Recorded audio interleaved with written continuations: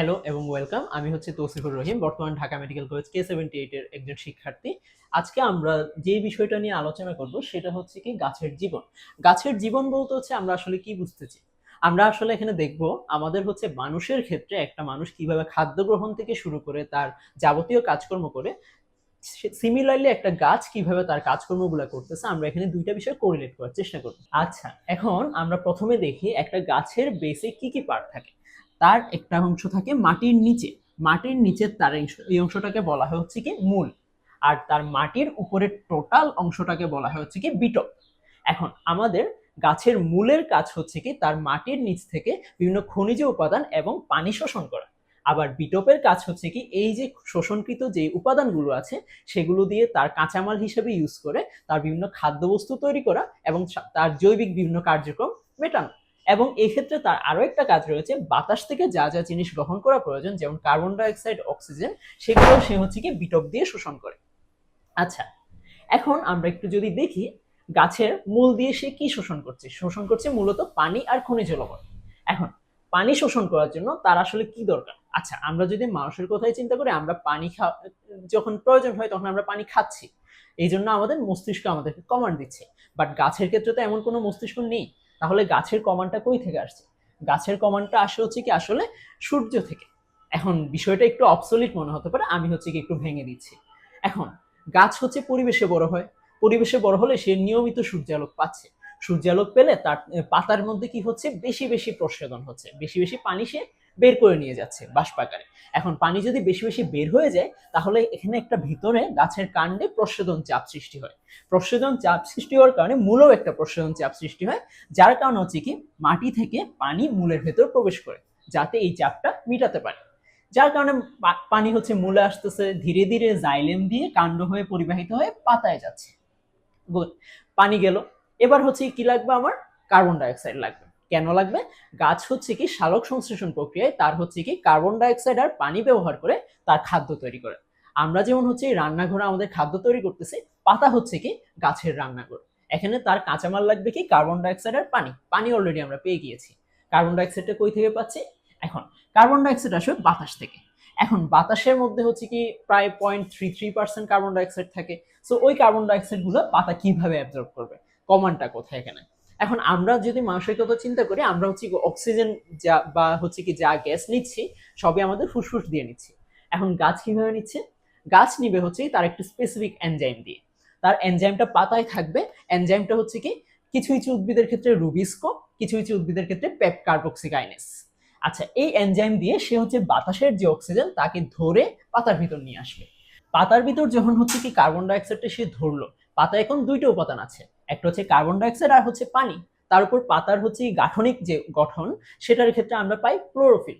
Chlorophyll ক্লোরোফিলের উপস্থিতিতে সূর্যালোকের সাহায্যে এবং সূর্যালোকের শক্তি ইউজ করে কার্বন ডাইঅক্সাইড আর পানি ব্যবহার করে গাছ এবার কি করবে? তার খাদ্য তৈরি করবে। তার খাদ্য হচ্ছে কি গ্লুকোজ।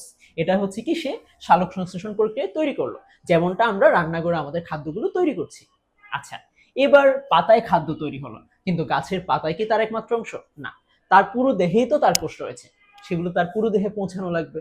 এখন তার এই পৌঁছানোর কাজ করে হচ্ছে কি ফ্লোয়েম। ফ্লোয়েম কি করে এই পাতায় উৎপন্ন খাদ্য আস্তে আস্তে তার পুরো দেহে পৌঁছায়। এখন এই কাজটা অনেকটা আমাদের রক্ত সংবহন তন্ত্রের অনুরূপ। আমরা যখন খাদ্য গ্রহণ করি, পরিপাক হওয়ার পর খাদ্যবস্তুগুলো রক্তনালিকার মাধ্যমে প্রত্যেকটা কোষে কোষে পৌঁছায়। আচ্ছা, গাছের প্রত্যেকটা কোষে খাদ্যবস্তু পৌঁছে গেল, আমাদের যেমন রক্তনালীর মাধ্যমে পৌঁছায় সিমিলারলি এখন ফ্লোয়েমের মাধ্যমে খাদ্যবস্তু যেমন প্রত্যেকটা কোষে পৌঁছায়, সেখানে শেষ কাজ কি? আত্তীকরণ করা। আচ্ছা, আত্তীকরণ কি আসলে? এই যে খাদ্যবস্তুগুলো পৌঁছাইছে সেটা তো হচ্ছে কি একটা কারেন্সির মতো, সেটা গাছ সচরাচর ওই খাদ্যবস্তু রূপে ইউজ করতে পারবে না, সেটাকে তার গ্রহণের উপযোগী পুষ্টিতে পরিণত করা লাগবে। এই পুষ্টিতে পরিণত করাটাই কি আমরা বলি হচ্ছে কি আত্তীকরণ। যেমনটা অনেকটা আমি যদি আপনাদেরকে একটা সহজ এক্সাম্পল দিতে পারি, যেমন ধরেন আপনার হচ্ছে কি টাকা, টাকা আপনি সহজে ইউজ করতে পারবেন, কিন্তু ধরেন আপনাকে একটা চেক দিল, চেক আপনি সহজে ইউজ করতে পারবেন না, চেক আপনার আগে ব্যাংকে গিয়ে সেটা টাকায় কনভার্ট করা লাগবে। সিমিলারলি গাছের এই খাদ্য উপাদানগুলো সে হচ্ছে কি পুষ্টিতে কনভার্ট করে তারপর ইউজ করে প্রত্যেকটা কোষে। আচ্ছা, এখন ইউজ করবে গাছের এই খাদ্যের দরকারটাকে বা আমাদেরই বা খাদ্যের দরকার কি? আমাদের খাদ্যের দরকার আমরা সিম্পলি যদি চিন্তা করি, আমাদের যত ধরনের জৈবিক কার্যাবলী আছে, শ্বসন, রক্ত সংবহন, এগুলো মেনটেন করার জন্য যে শক্তি প্রয়োজন সেটার যোগান দেওয়া। আচ্ছা, গাছেরও সিমিলার কাজ। তার হচ্ছে জীবনে বেঁচে থাকা, তারপর হচ্ছে তার জীবনী শক্তি, তার বৃদ্ধি, এসবের জন্য প্রয়োজনীয় শক্তি দেওয়াই হচ্ছে কি এই খাদ্যের উৎপাদনের মূল লক্ষ্য। এই শক্তি তাহলে তৈরি করবে কিভাবে? শ্বসন প্রক্রিয়ায়। সিম্পল। এটা হচ্ছে কি আমাদের মানুষের ক্ষেত্রেও শ্বসন প্রক্রিয়া, গাছের ক্ষেত্রেও শ্বসন প্রক্রিয়া। এখন শ্বসন প্রক্রিয়া বললে আমাদের মাথায় সবার আগে আসে হচ্ছে কি ফুসফুসের কথা। এখন ফুসফুস দিয়ে আসলে আমাদের শ্বসনের মূল প্রক্রিয়াটা হয় না, হয় শুধুমাত্র বহিঃশ্বসন। শ্বসনের মূল প্রক্রিয়া অন্তঃশ্বসন, সেটা কোষে কোষে হয়। সেম গাছের কোষে কোষে খাদ্যবস্তু পৌঁছে গেছে, আমাদেরও কোষে কোষে খাদ্যবস্তু যেমনটা রক্তনালীর মাধ্যমে পৌঁছায় সেভাবেই। এবং গাছের কোষে যখন খাদ্যবস্তু পৌঁছালো, সেখানে হচ্ছে কি গাছ এই খাদ্যবস্তুকে অক্সিজেনের উপস্থিতিতে জারিত করবে। জারিত করলে হচ্ছে কি সে সবাত শোষণ প্রক্রিয়ায় সচরাচর উচ্চ উদ্ভিদগুলো 38 বা 36টা এটিপি তৈরি করে, এবং এই এটিপি হচ্ছে কি তার জৈব মুদ্রা বা এনার্জি কারেন্সি। এই এনার্জি কারেন্সি হচ্ছে কি তার যত ধরনের হচ্ছে কি জৈবিক কার্যাবলী আছে তার নিয়ন্ত্রণে এবং হচ্ছে কি শক্তির যোগান দিবে। এবং হচ্ছে কি এই যে এনার্জি কারেন্সি, সে শক্তির যোগান দিচ্ছে। সেই এনার্জি কারেন্সি দিয়ে হচ্ছে কি আমরা মানুষও কিন্তু শক্তির যোগান পাই। এখন আমি আপনাকে সহজ একটা এক্সাম্পল দিতে পারি, সেটা হচ্ছে কি আমাদের যে দেহের কোষগুলো আছে, কোষগুলোর ইন্টেগ্রিটি রক্ষা করার জন্য এনার্জি লাগে, এবং সেটা হচ্ছে তার সোডিয়াম, পটাশিয়াম, এটিপিস নামে একটা পাম্প দিয়ে সে মেনটেন করে। এবং হচ্ছে সিমিলারলি গাছের কোষগুলোর ইন্টিগ্রিটির জন্য এনার্জি দরকার। তো বলতে গেলে হচ্ছে তার অস্তিত্ব রক্ষার জন্যই তার সকল এনার্জি কিন্তু এই এটিপি যোগান দিচ্ছে, এবং শ্বসন প্রক্রিয়ায় সেটি আসতেছে।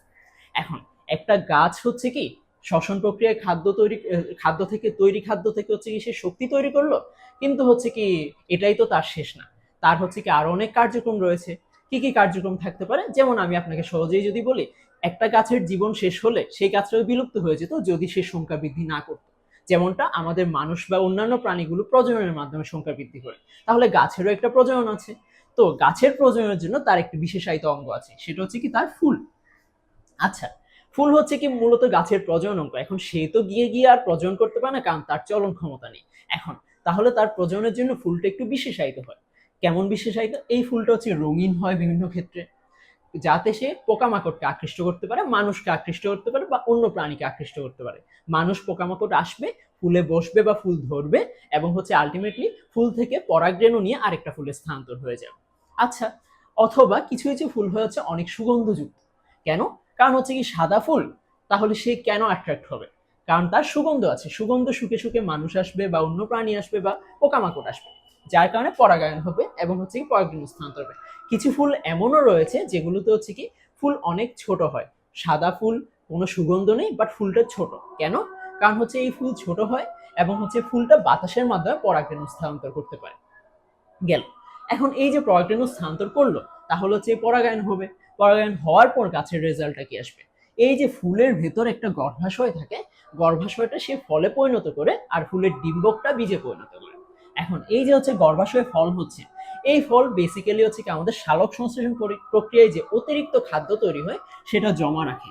জমা রাখার কারণে হচ্ছে কি এই ফল আমাদের বাই প্রোডাক্ট হিসেবে আমাদের খাদ্যের যোগান দিচ্ছে। আমরা গাছ থেকে ফল খাচ্ছি, এক্সট্রা যে শর্করাগুলো থাকে সেই শর্করাগুলো আমরা খাদ্য হিসেবে পাচ্ছি। এখন আরেকটা ইম্পর্টেন্ট জিনিস, আমাদের অক্সিজেনের যোগান। আচ্ছা, আমরা জানি হচ্ছে কি উদ্ভিদ আমাদের পরিবেশের ভারসাম্য রক্ষার জন্য একটা হিউজ অ্যামাউন্টের অক্সিজেন যোগান দেয়। কারণ হচ্ছে কি আমরা সচরাচর সকল প্রাণী কার্বন ডাইঅক্সাইড বাতাসে ছাড়তেছে, যার কারণে কার্বন ডাইঅক্সাইড বেড়ে যাওয়ার কথা। কিন্তু গাছ কি করে?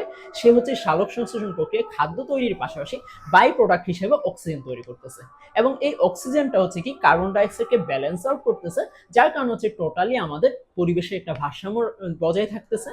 পর্যায়ক্রমে যদি কার্বন ডাইঅক্সাইড বেড়েই যেত, তাহলে হচ্ছে কি এটা গ্রিন হাউস গ্যাস হিসেবে হচ্ছে আমাদের পরিবেশের ভারসাম্য নষ্ট করতো, তাপমাত্রা বৃদ্ধি করতো, যার কারণে অন্যান্য প্রাণীর জীবন এবং হচ্ছে কি অন্যান্য বিষয়বস্তু হচ্ছে কি হুমকির সম্মুখীন হতো। তাই হচ্ছে কি আমরা টোটালি দেখতে পাই হচ্ছে কি গাছের এই যে টোটাল জীবনচক্র, এটা হচ্ছে আমাদের মানুষের জীবনচক্রের সাথে ওতপ্রোতভাবে জড়িত, এবং হচ্ছে কি আমাদের জীবনের সাথেও রিলেট করা যায় বিভিন্ন জিনিস দিয়ে। এবং বলতে গেলে এই গাছ হচ্ছে কি নীরবেই হচ্ছে আমাদের পরিবেশে অনেক উপকার করছে, যেটা আমাদের হচ্ছে কি অন্য কোনো ক্ষেত্র থেকে আমরা পাই না। এরকম আরো বেশ মজার কিছু বিষয় নিয়ে আমি আসছি সাভারে। দেখা হবে স্প্রিয়ার সাথে।